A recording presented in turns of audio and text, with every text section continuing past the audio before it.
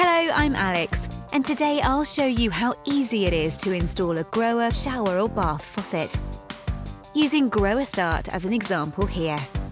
It sounds complicated, but it's not. One note to consider beforehand. The installation I'm showing you applies to other models as well, even if your model looks completely different.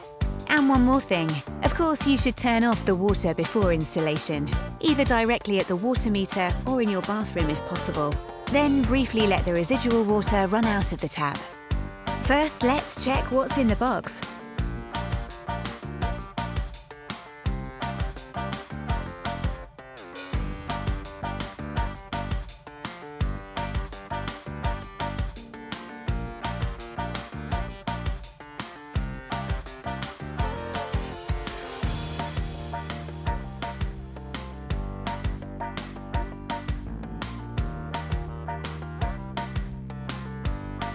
Of course, take a look at the enclosed installation manual.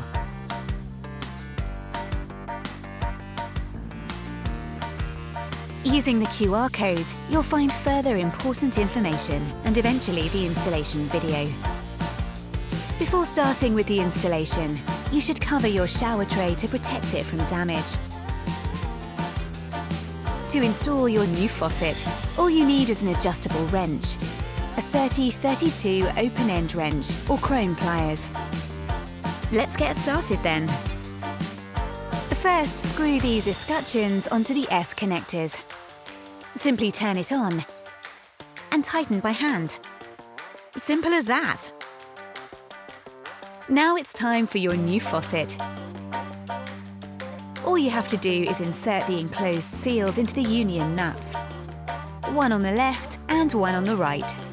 Then turn the faucet to the S connectors. Again, hand tighten first, then tighten again with the wrench.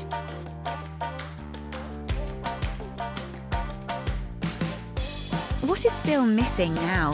Exactly, your shower hose. You simply screw this onto the bottom of the single lever mixer by hand. Now you can turn on the water again and check if everything is tight. Perfect! Now you can test your new faucet straight away.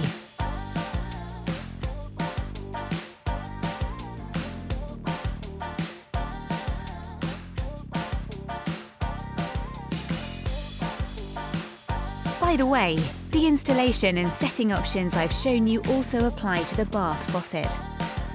The same applies here as well. This one also has a diverter to switch between bath spout and hand shower. All done.